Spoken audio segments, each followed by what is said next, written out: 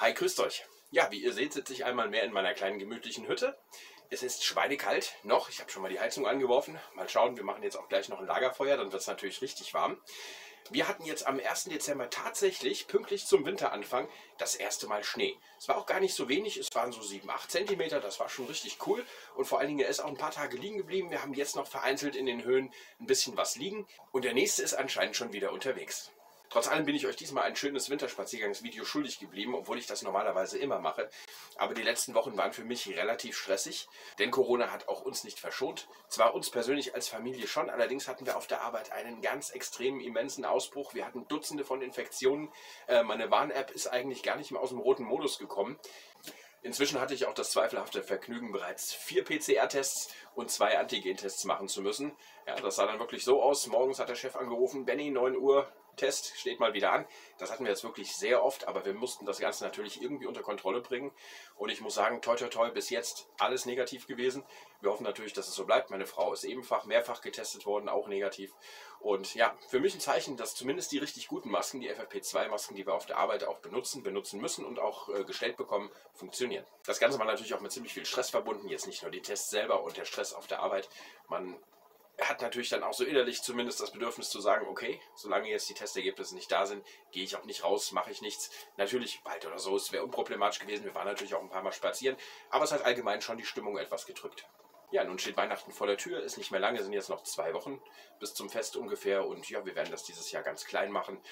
Wir machen das sowieso nie sonderlich groß, aber da wir jetzt bei den Groß- bzw. Urgroßmüttern, Eltern auch Hochrisikopatienten haben, denen es auch derzeit sehr schlecht geht, werden wir das diesmal wirklich im kleinsten Kreis machen. Ich hoffe, ihr habt schöne Feiertage. Ich wünsche euch auch, falls wir uns bis dahin nicht mehr sehen, schöne, angenehme Feiertage. Lasst es gemütlich angehen, passt auf euch auf. Und wir werden aber heute nochmal ein Lagerfeuer anwerfen und was richtig Gutes kochen. Und wenn ihr Lust habt, dann bleibt dabei und schaut uns mit zu. Beim letzten Mal hatten wir ein bisschen Stress mit Flugrost hier bei dem gusseisernen Topf. Den haben wir diesmal überhaupt nicht. Erstens ist er gut sauber gemacht worden das letzte Mal, das war der Daniel. Und ja, wir hatten das ein bisschen eingefettet, wir haben was reingelegt und es war hier eigentlich auch relativ gut verpackt. Also, alles bereit zum Kochen.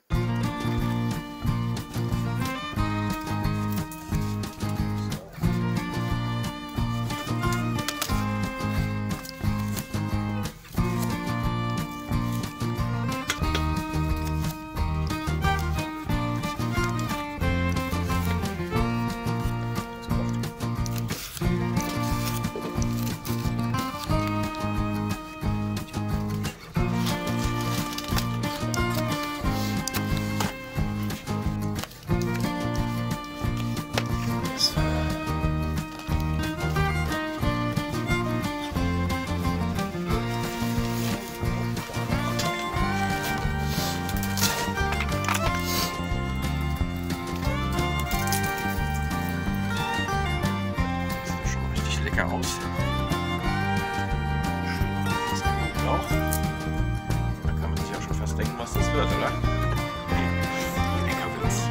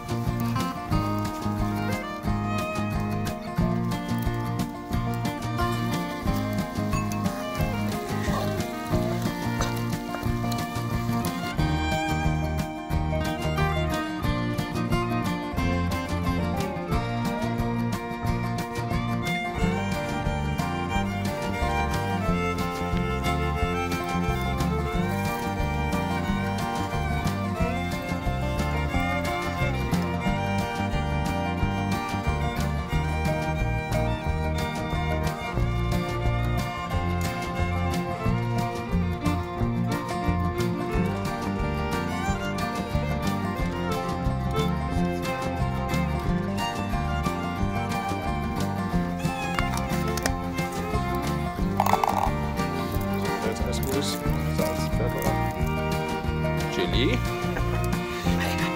Wenn da was schmeckt, oder? Ja.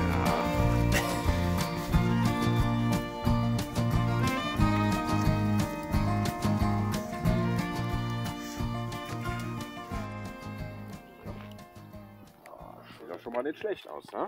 Ist doch schon mal nicht schlecht. Hat doch schon mal eine ganz andere Konsistenz als Ja. eben. Das braucht bestimmt noch eine weitere halbe Stunde. Aber die geben wir ihm auch.